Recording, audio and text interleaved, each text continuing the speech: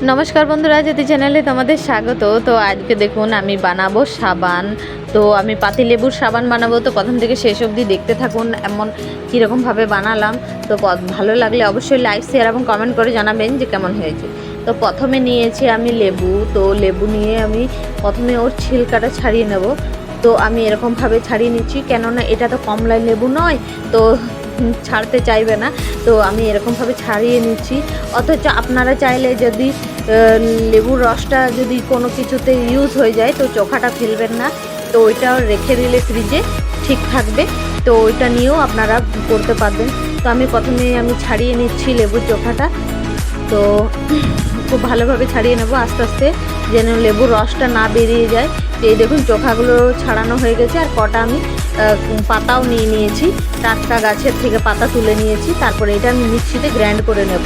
তো আমি দেখুন গ্রাইন্ড করে নিয়েছি। তো এক দুটো চোখা চোখা রয়ে গেছে, খুব মিহিন হয়নি, কিন্তু যেগুলো চোখা চোখা দানা দানা রয়ে গেছে সেগুলো আমি বাদ দিয়ে দেবো।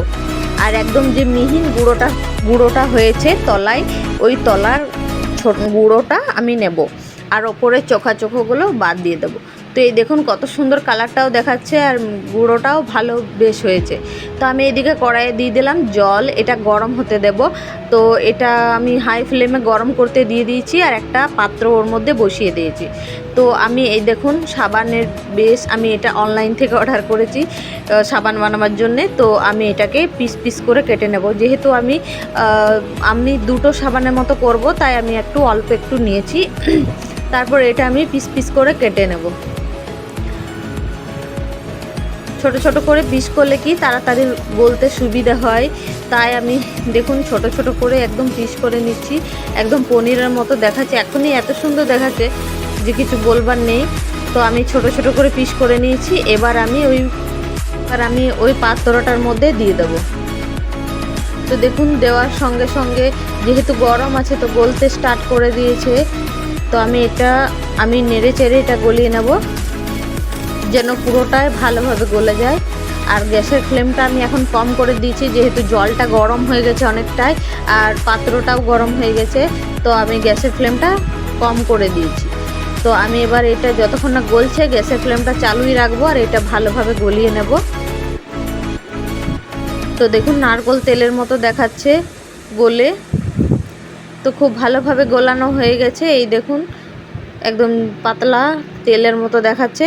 এবার আমি এর মধ্যে দিয়ে দিচ্ছি ওই পাতিলেবুর গুঁড়োগুলো। তারপর খুব ভালোভাবে এটা মিক্স করে নেব।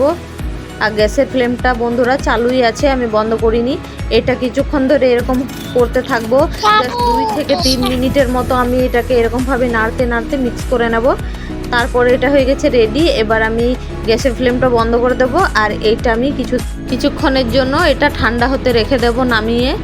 একটু ঠান্ডা হয়ে যাওয়ার পর আমি জমতে দেব। তো এই দেখুন ঠান্ডা হয়ে গেছে। তো আমি এবার এই যে দুটো সাবানের যে সাবান রাখবার জায়গাগুলো হয় ওটার ঢাকনাটা নিয়ে নিয়েছি, আর এটার মধ্যে আমি দিয়ে দিচ্ছি এটাকে। তো এই দুটোর মধ্যে আমার মতে তো এই দুটোর মধ্যে খুবই ভালোভাবে জমে যাবে। তো এটা কিছুক্ষণের জন্য আমি জমতে দিয়ে দিয়েছিলাম। তো দেখুন জমে যাওয়ার পর ঠিক এরকম হয়েছে। জাস্ট এটা আমার শুকোতে 2 থেকে 3 ঘন্টা মতো লেগেছে, খুব বেশি দেরি লাগেনি। তো দেখুন কত সুন্দর এটা ছেড়ে আসছে। এই দেখুন বন্ধুরা, তো ভিডিওটা প্রথম থেকে শেষ অবধি কেমন লাগলো অবশ্যই কমেন্ট করে জানাবেন। আর ভালো লাগলে অবশ্যই একটা লাইক শেয়ার এবং কমেন্ট তো আছেই। আর এই দেখুন আপনাদেরকে দেখিয়ে হাতটা ধুয়ে দেখিয়ে দিচ্ছি কত সুন্দর ফেনা হচ্ছে, আর খুব সুন্দর একটা পাতিলেবুর সেন্ট উঠছে। তো আপনারাও অবশ্যই ট্রাই করে দেখো। আর আজকের মতো ভিডিওটা এখানেই বন্ধ করছি। সবাই ভালো থেকো, সুস্থ থেকো এবং টাটা।